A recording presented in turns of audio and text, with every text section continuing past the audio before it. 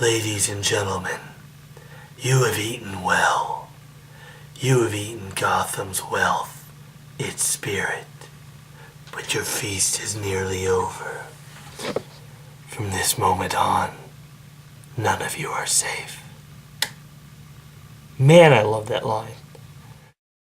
Lasers, 'cause I like sci-fi. Dude is 'cause I am a rat guy. 99 is 'cause I like Wayne Gretzky. That's why I'm lazy to 99.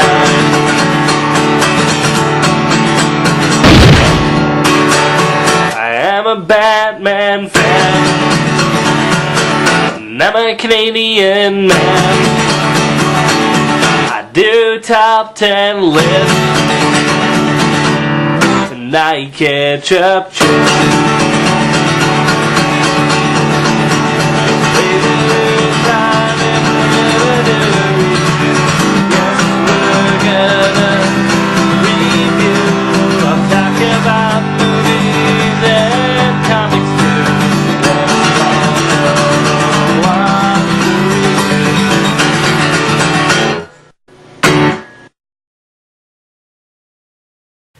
Hey everybody, and welcome to another Lazy Dude 99 review. So today we are looking at Batman Year 1, the animated movie. Now this is another one of the DC Universe's animated movies that have been coming out for a while, produced by Bruce Timm and all that. And this one is based on the famous graphic novel Batman Year 1, written by Frank Miller and artist by David Mazzucchelli. The story is basically Batman in his first year of being Batman. What events really led him to decide to be called Batman, and also parallels the journey of Jim Gordon in his first year in Gotham as a cop and how the police system works in Gotham City. He's got a Green Beret's training. He knows how to use his size, too. Don't do a thing. Be sure of your facts before you bring down another cop. Just watch him. Memorize every move. For future reference. And so we have the two parallel stories of Jim Gordon and Batman and how they come to realize that they need each other in order to make Gotham City a better place. Batman Year 1 is one of my favorite graphic novels of all time. So when I heard that they were making a DC animated movie about it, I was stunned. I'm like, yes, awesome. So did it come out the way I wanted it to? Well, not exactly, but let me explain. You know how sometimes when we watch a movie that's based on a book that we love, sometimes we can feel a little disappointed. My sister will not see any of the Lord of the Rings movies because of the things that they've changed. So sometimes we get a little protective of the stuff that we love, because any changes we will feel as a hindrance to the story. This doesn't have that problem. In fact, it actually has almost the exact opposite problem. It's basically too much of an adaptation. What I mean by that is it's basically word for word. And almost every panel, every shot looks exactly like the panels in the comic books. And it goes to the point where you actually wonder, well, why do we need to see this at all? You know, why did we need to see it if it's nearly the exact same thing? Well, that's how I felt the first time I watched it, at least. I thought, really, what is the point? I can just read the graphic novel and get more out of this. Because comic books and movies have different things that benefit them. Movies have the advantage as they have actual people voicing these characters and relaying emotions through their voices and tones. And they also, of course, have the advantage that their images are moving, that they're not just one shot, you know, and you have to, and that's the difficulty with comic books. With comic books, through the art, you have to relay emotions through only facial expressions and try to tweak your dialogue so you can get into these characters' heads. And you have to, you can, but there's also advantages to comic books where you can hold on one shot for, you can hold on a scene that normally would be really quick, but you can hold on it, and through that get so many messages to the readers through that one moment that you get so much more out of this one moment. For example, in the book and in the movie, there is a part where Batman is first going out, and he takes down these guys on a ledge. These guys trying to steal a TV.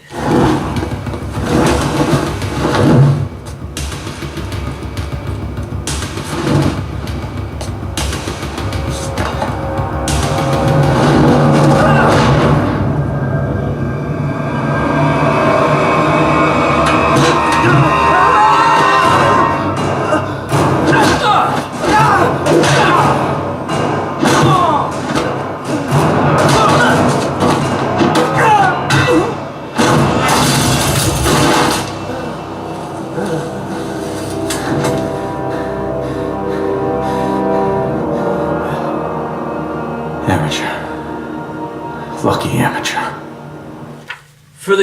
In the comic, that lasts for like 3 pages, and we get so much of Batman, and we dive so much into Batman's mindset through that, because we can see how he makes a mistake, and he's realizing how he's trying to fix the mistake while he's on there, while people are beating him. So he's trying to save this person from falling while someone is beating on him. And we get so much, and afterwards he says, amateur. But in a movie, you can't take time like that unless you slow motion everything and have the person narrating over what they're doing.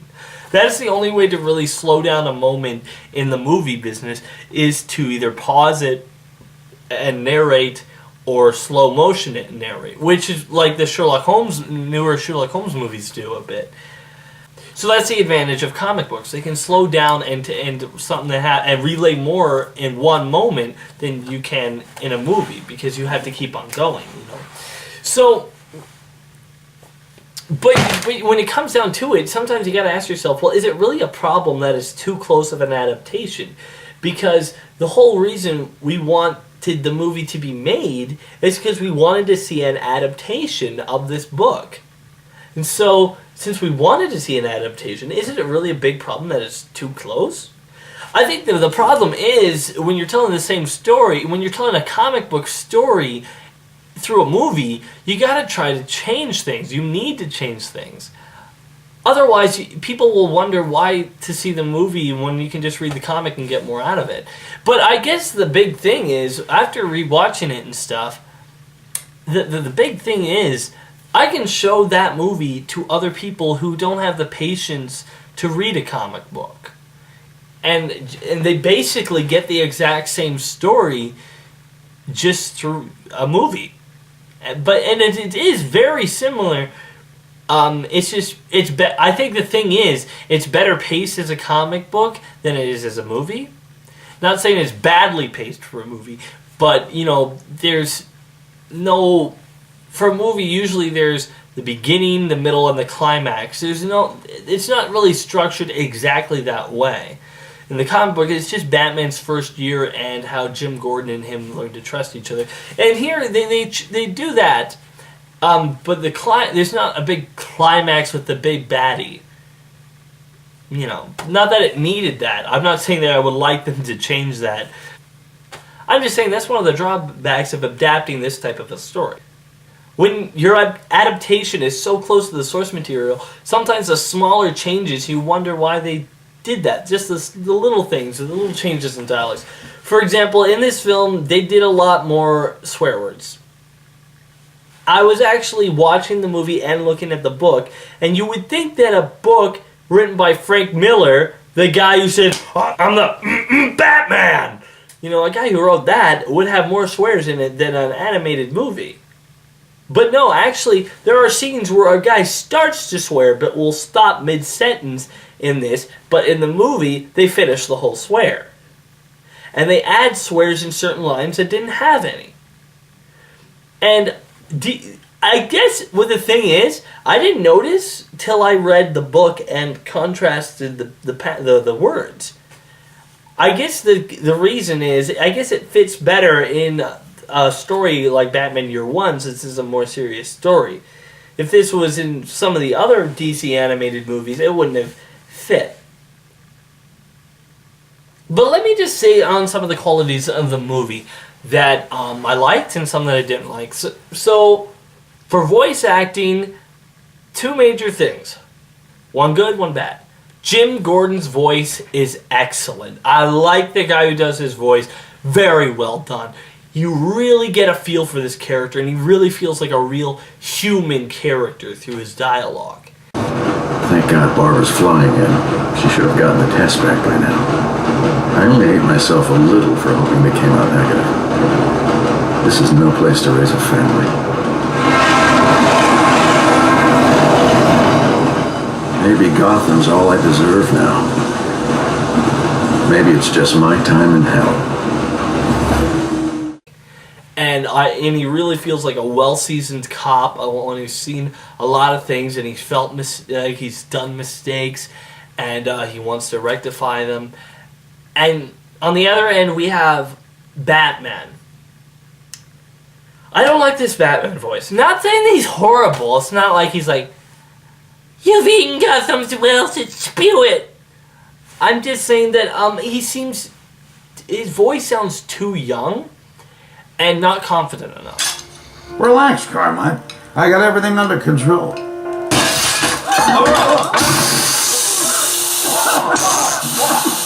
the hell's going on? The lights! What happened to the lights? Ladies, gentlemen, you've eaten well. You've eaten Gotham's wealth, its spirit, but your feast is nearly over. From this moment on, none of you are safe. And I don't know, like, sometimes just some of those slight changes that they did, two things that really bugged me. On one hand, he looks like the part where in the story where he's just talking to himself and he flashes his hand through a pile of bricks and then he kicks down a tree. In this, it looks like it's too efficient. Looks like he didn't even bother him. He just kicked down a tree. In the book, the way the art is shot, it looks like it must have hurt a lot.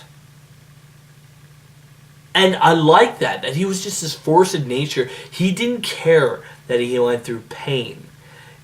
He kicked that tree, probably hurt his leg horribly, but he didn't care. Because he needed to know what his limitations were, how strong he was. And that I liked, but in here it's just like, whoop, and it's done. And also the scene where he's in the back of the police car. In the comic book, his hands are tied behind his back, and he's so strong that he rips the handcuffs apart and blasts and punches through the other end of the police car and takes down the two cops. In this, he does the thing where he puts his hands through his legs and he's able to reach over and grab. So, you know, I liked it when the Batman in this felt more like a freak of nature, that he would go through pain and it wouldn't matter to him. I just like that about it. But here, it just looks like it's, I don't know. I just really, you know what I wish? I really wish they got Jeremy Sisto to do this Batman. If you guys don't remember, he did the Batman voice way back in the DC animated movie Justice League New Frontier. Like, I don't think Kevin Conroy's voice would have fit for this. I think this is definitely, they would have needed a new Batman. But I think Jeremy Sisto's voice would have definitely worked for this type of role. And I think it would have been better than this guy.